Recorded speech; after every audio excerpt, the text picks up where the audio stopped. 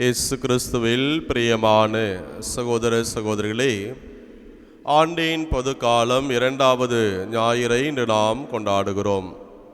இன்றைய இறை வார்த்தை குறிப்பாக நற்செய்தி வழியாக இயேசுவே உலகத்தின் பாவங்களை போக்கக்கூடிய உன்னதமான கடவுளுடைய செம்மறி, இவரே கடவுளுடைய ஆட்டுக்குட்டி என்று திருமுழுக்கு யோவான் சுட்டி காட்டியதை நாம் ஏற்றுக்கொண்டு நம்முடைய வாழ்க்கையிலே நம் பாவங்களை போக்கக்கூடிய அவரை நாம் முழுமையாக அறிந்து கொள்வதோடு மட்டுமல்லாமல் அடுத்தவருக்கும் அறிவிக்கின்ற ஒரு கருவிகளாக இருக்க வேண்டும் என்பதுதான் நற்செய்தியினுடைய மையமான ஒரு செய்தியாக நமக்கு கொடுக்கப்படுகிறது.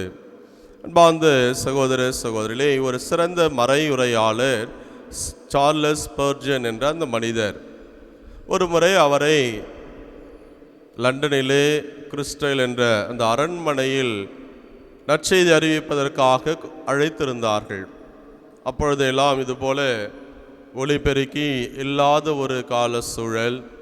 எனவே அந்த அரங்கத்திலே நற்செய்தி அறிவிக்க சென்ற இவர் தன்னுடைய நண்பரோடு போயிருந்தார். அப்பொழுது அந்த அரங்கத்திலே எல்லா மூலைகளிலும் அவரை நிற்க வைத்து, இன்றைக்கு மைக் டெஸ்டிங், ஹலோ டெஸ்டிங் என்று சொல்லுவார்கள், ஒரு சிலர் பிரைஸ் த லார்ட் என்று சொல்லுவார்கள். ஆனால் அன்றைக்கு அவர் என்ன சொன்னார்? எந்த விதமான ஒலிபெருக்கியும் இல்லாத அந்த அரங்கத்திலே நடுவில் நின்று கொண்டு, இதோ கடவுளுடைய செம்மறி, செம்மறியாம் இவரே உலகத்தின் பாவங்களை போக்கக்கூடியவர் என்ற அந்த வார்த்தைகளை பல இடங்களில் நிற்க வைத்து சொல்லி, எல்லா இடத்திலும் இருக்கக்கூடிய மக்களுக்கு தான் அறிவிக்கக்கூடிய நற்செய்தி போய் சேருகிறதா என்பதை தெளிவுபடுத்தி கொண்டார். நண்பரும் சொன்னார், எல்லாம் நல்லா கேட்குது, இது போதும், இதே போல நாளை நீங்கள் பேசலாம் என்று சொல்லிவிட்டு வந்தார்கள். ஆனால் ஆச்சரியம் என்ன, அந்த அரங்கத்தின் மேலே ஒரு மனிதன் வேலை செய்து கொண்டிருந்தான்.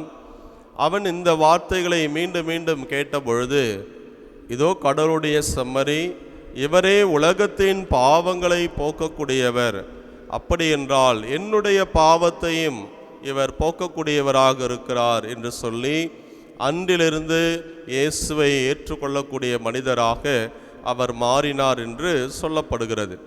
அன்பார்ந்த சகோதர சகோதரி, இந்த 2வது ஞாயிறு இன்றைக்கு நமக்கு கொடுக்கக்கூடிய சிந்தனை, ஆண்டவர் இயேசு கிறிஸ்து தான் கடவுளுடைய உன்னதமான அல்லது பிரியமான செம்மறி, இவர் உலகத்தினுடைய பாவங்களை போக்கக்கூடியவர் என்ற அந்த மகிழ்ச்சியான செய்தியை தான் இன்றைய நற்செய்தியிலே திருமுழுக்கு யோவான் நமக்கு தெளிவுபடுத்துகிறார்.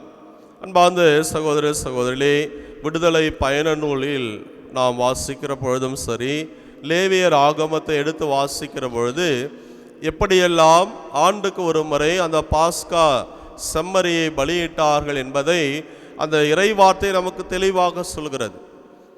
ஒரு காலத்திலே எகிப்திலே அடிமைத்தனத்தில் இருந்த அவர்களை யாவே இறைவன் மீட்டு வருகிற பொழுது, நீங்கள் ஒவ்வொருவருமே அவரவருடைய குடும்பத்திலே ஒரு ஆட்டுக்குட்டியை தேர்ந்தெடுக்க வேண்டும், அந்த ஆட்டுக்குட்டியை சமைத்து உண்ணக்கூடிய வரைமுறை என்னென்ன என்பதையெல்லாம் மிக அழகாக பட்டியலிட்டு, இந்த செம்மறி ஆட்டுக்குட்டி நம்முடைய அடிமைத்தனத்திலிருந்து மீட்டெடுத்து செல்வதற்கான ஒரு அடையாளமாக, ஒரு மகிழ்ச்சியின் விருந்தாக இருக்கிறது என்பதைத்தான் அந்த நிகழ்வு வெளிப்படுத்துகிறது.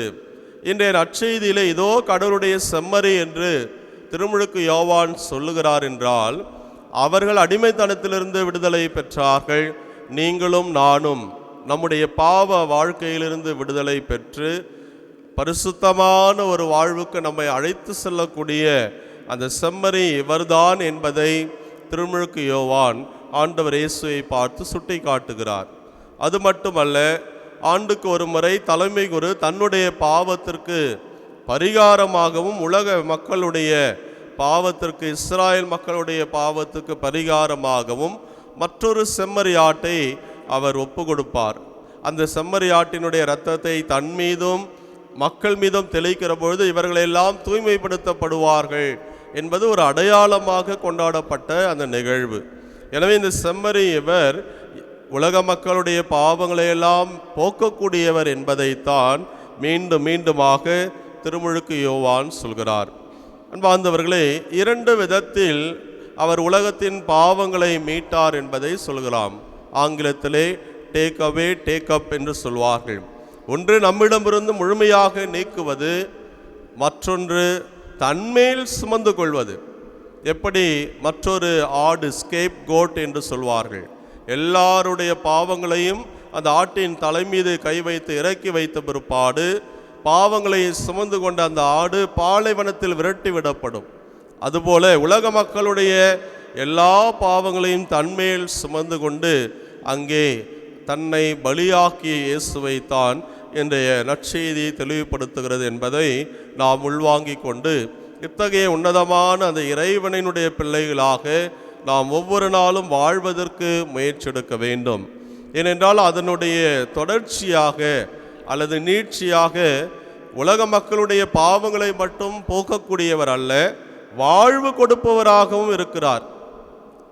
அது எப்படி வெளிப்படுத்தப்படுகிறது? இயேசு விண்ணேற்றம் அடைவதற்கு முன்பாக, இதோ நான் உங்களை விட்டு செல்ல இருக்கிறேன், உங்களுக்கு துணையாளராம் தூய ஆவியானவரை நான் அனுப்புவேன், அவர் உங்களுக்கு தூய ஆவியால் வழி நிரப்பி உங்களை வழி நடத்துவார் என்று சொல்கிற போது நாம் ஒவ்வொருவருமே கடவுளுடைய உறுப்பினர்களாக, பிள்ளைகளாக நாம் மாறுகிறோம். எப்படி ஒரு திராட்சை செடி அதனுடைய கொடியோடு இணைகிற பொழுது ஆசிரும் வாழ்வும் பெறுகிறதோ, அதே போல உயிர்த்த ஆண்டவரிலே நாம் ஒன்றித்தவர்களாக, வாழ்வு பெறக்கூடியவர்களாக நாம் இருப்போம் என்பது 2வது மைய செய்தியாக இருக்கிறது. எனவே அப்படிப்பட்ட அந்த இறைவனை செம்மறியாம் ஆட்டுக்குட்டியை சுட்டி காட்டிய திருமுழுக்கு யோவானுக்கு பல்வேறு விதமான வாய்ப்புகள் வந்தது. அவர் நினைத்திருந்தால் மிக அழகாக நான் தான் மெஸ்ஸியா என்று எல்லா மக்களையும் சொல்லி அவர் ஏமாற்ற வேண்டிய அவசியம் இல்லை.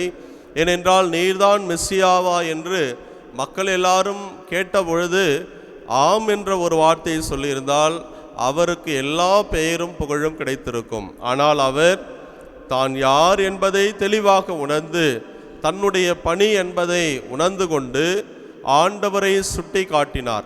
தன்னை முன்னிலைப்படுத்தவில்லை. அவர் வளர வேண்டும், நான் குறைய வேண்டும் என்கின்ற அந்த மனப்பான்மையில் இயேசுவை சுட்டி காட்டுகிறவராக அவர் வாழ்ந்தார் என்பது அவருடைய வாழ்க்கை நமக்கு சொல்லக்கூடிய மற்றொரு பாடம்.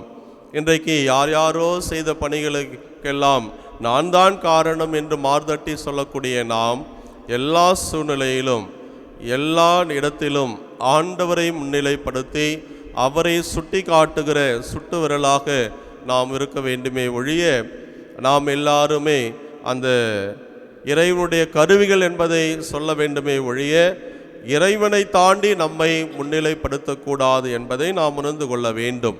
எனவே அன்பார்ந்த சகோதர சகோதரிகளே, இந்த நாளில் இறைவனுடைய கடவுளுடைய செம்மறியாக ஆட்டுக்குட்டியாக இருக்கக்கூடிய இயேசுவை நாம் ஏற்றுக்கொண்டு அவர் நமக்கு கொடுக்கக்கூடிய அந்த பாவ சுமைகளை ஏற்றுக்கொண்ட அந்த மகிழ்ச்சியை நாம் வாழ்ந்து கொண்டு அதே வேளையிலே அந்த வாழ்வை முழுமையாக இந்த உலக வாழ்க்கையில் வாழ்கிற போது நம்மை முன்னிலைப்படுத்தி அல்ல, அந்த இயேசுவை சுட்டி காட்டுகிற சுட்டு விரல்களாக நாம் வாழ தொடர்ந்து ஜெபிப்போம். அதற்கு தேவையான வரத்திற்காக மன்றாடுவோம். இறைவனே நம்மை நிறைவாக ஆசீர்வதிப்பாராக. ஆமீன்.